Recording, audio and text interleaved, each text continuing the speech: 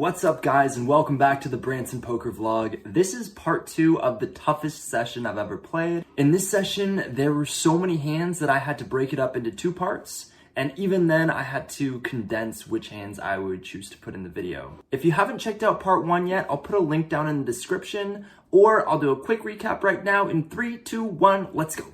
Start off by losing a pot to Brad Owen. We out on $200, win a huge pot, lose a huge pot. Fold aces, then fold a set, starting a war in the comment section.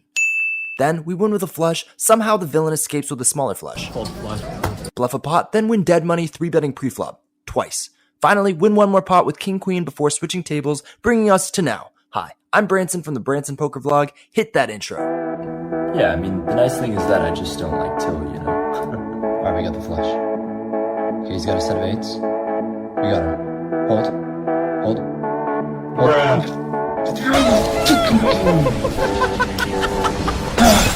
Tell him he's got a lot of class, and it's all low. Playing 2-3 no limit, I'm at a new table and the very first hand I get is the Lucky Snowman. I opened from under the gun to $15 and only the small blind called.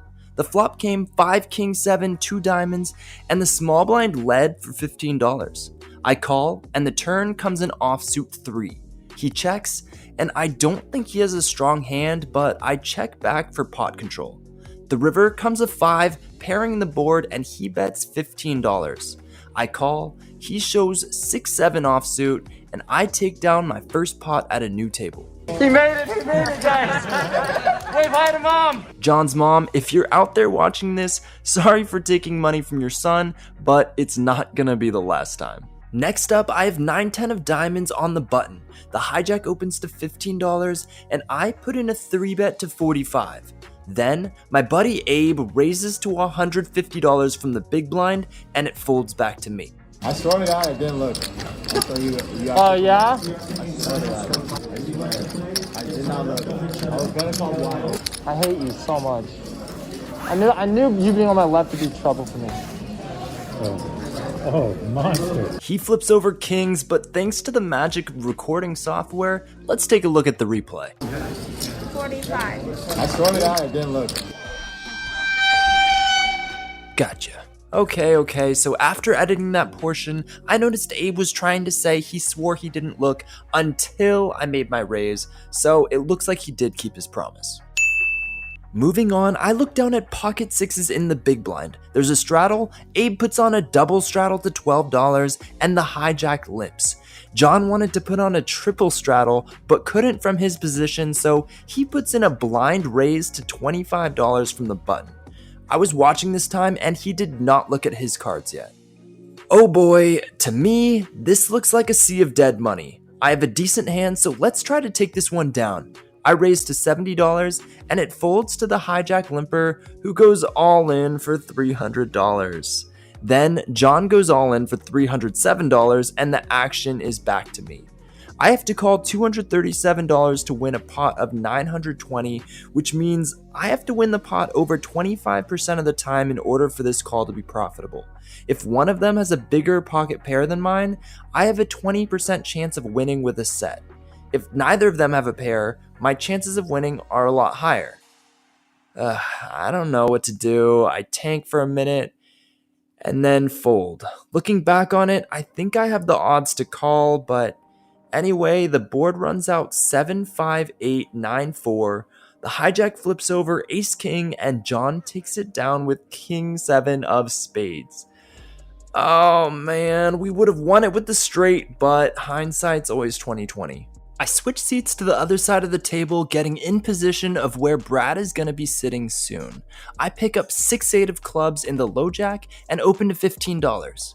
The hijack, small blind, and big blind call, 4 ways to a flop which comes 9 ace 3 with 2 clubs, and it checks to me. This board hits my range as I should have an ace a good amount of the time, so I bet $30 with my flush draw. Only John in the hijack calls, and the turn comes an offsuit king. Keep in mind, John is the same opponent who had 6-7 offsuit in the first hand and just called an all-in with king 7 suited pre-flop. Because of this, even if he does have an ace, he could very well have a bad kicker, so I keep applying the pressure with a $90 bet. I often have a strong ace here, and sure enough, he folds and says he had a weak ace. Smash that like button because things are about to get crazy. But don't just take my word for it, let's hear what my table mates have to say. I'm here with Daniel and Abe. Make sure you watch the whole video because there's one of us that makes a sick hero call. Don't miss it, bro. One good call, one bad call. Yeah. One good call, one bad miss call. it. Don't miss Don't it. miss it. In this next one, John puts on a straddle, the hijack limps, the cutoff limps, and I look at ace jack off in the big blind. I raise it up to $30, John calls, and then the hijack limper goes all in for $123. The cutoff folds, and I'm trying to think. A limp from the hijack and then a shove? My biggest thought was that he had a pocket pair that he wanted to try to hit a set with, and is now just like, screw it, I'm just gonna go for it. I've also seen people do this with like a weak suited ace. I make the call and then John makes the call as well. The flop comes out 5-5-6 and I bet $50. Because the hijack is already all in, John will get to see my cards anyway, so unless he has a pocket pair, he most likely won't call and I can blow him off any equity he has. John folds, the turn is a 3, river 2, and the hijack shows pocket 10s for the win. Lose against 10s, how about I get him myself now? I open to $15 from under the gun +1, the Lojack calls, and then Daniel chimes in from the button. Yes, I have a hand against friend. Make it 60. On the vlog, baby.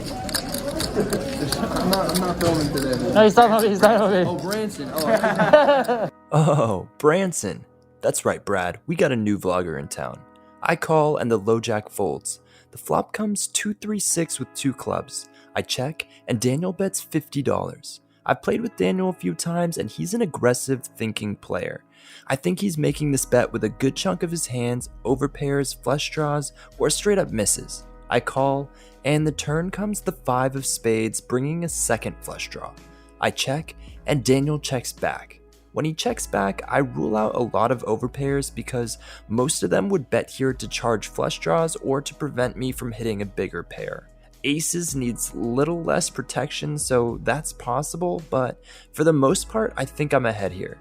The river comes in offsuit 3, not changing anything, and I check.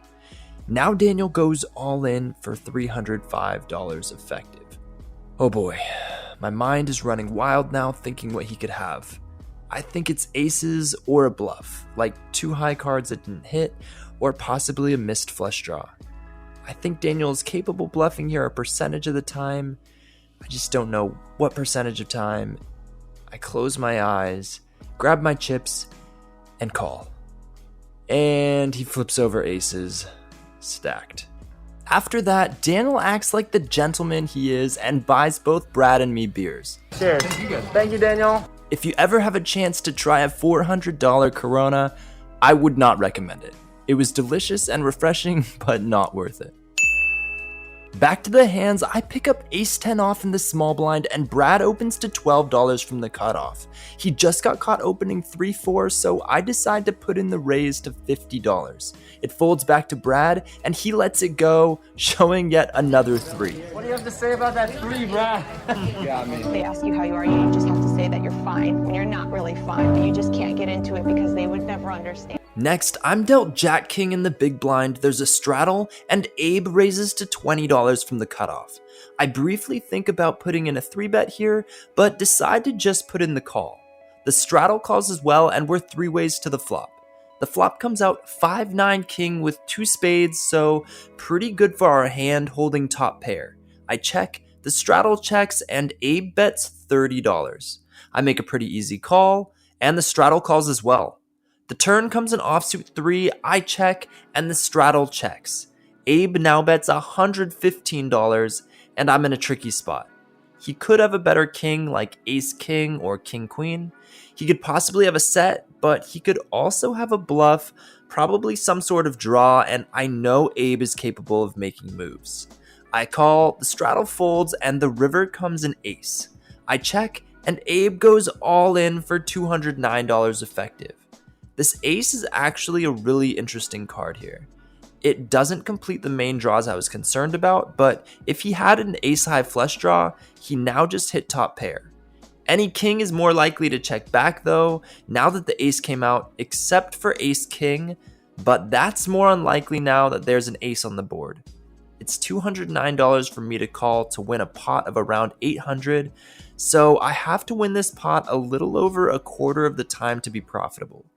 I basically have a bluff catcher now. It all boils down to whether I think Abe is bluffing here more than a quarter of the time. I think he's capable. I put in the call and he flips over 2-7 of diamonds for the complete bluff. Looks like he's been watching some Greg Goes All In. He stayed loose, played 7 deuce, and almost got away with the 2s. Okay, PLO double board bomb pot time. Everyone puts in $10 and I get 3 queens, 6, 7, 2 hearts, 2 spades. Not the greatest hand until we see the board is 9, 6, ace. All hearts, we flop the second nut flush. The bottom comes 2, 3, 3. We hit that board too with trip 3s. Abe bets $30 and the hijack raises to $100. It's extremely tough for anyone to have me beat on both boards, so I raise Pot. Oh no. I want people to have to start committing stacks now or fold and let me take down the whole pot. I raise the most I can pot, and the dealer says it's $300. John calls, then Brad chimes in saying that a pot-sized raise is actually $400, so John and I put in an extra $100. The hijack goes all in for $421 total. I put in 21 more to match, and so does John. This pot is huge, and John only has about $150 left in his stack, so I go all in blind on the turn. The top card comes an ace, so now we're beat by some full houses, and the bottom comes a 3. We have quads now and are guaranteed to win that board. John puts in the rest of his stack, and the rivers are a jack and a 9. I have quads and a flush. Oh my god. John flips over 7-8 of hearts, so he flopped a flush and an open-ended straight flush draw. The hijack flips over 2-2 jack 5. He flopped a full house on the bottom board, but we scoop the whole $1,663 pot. Holy cow, my heart is pumping. Sorry, John's mom. Last hand on the vlog, I look at 8-9 of diamonds in the big blind. There's a straddle, the hijack and button limp. Brad limps from the small blind, but I'm not limping. I raised it to $35. But the only person that folds is the hijack. 4 ways to a flop, which comes jack 6-3 with 2 diamonds. It's a good board for me, flopping a flush draw and some backdoor straight draws. So when Brad checks, I bet $80. Everyone folds, I take it down, and soon after that, the meetup game ended. In that last hour, we came back from the jaws of defeat and racked up a nice win. Oh my god, what a freaking day! Holy cow, that was crazy. I was in for 1,000, out for 2,045. The day was crazy. It was a lot of hands, a lot of spots. I don't know if I have to break this video up into 2 parts, but I might have to condense it. I was in spot after spot, making folds, making hero calls. I hope you guys enjoyed it. If you did, please hit that like and subscribe if you're not already. This is the Brantzen Poker Vlog. I am Brantzen, and thanks for watching.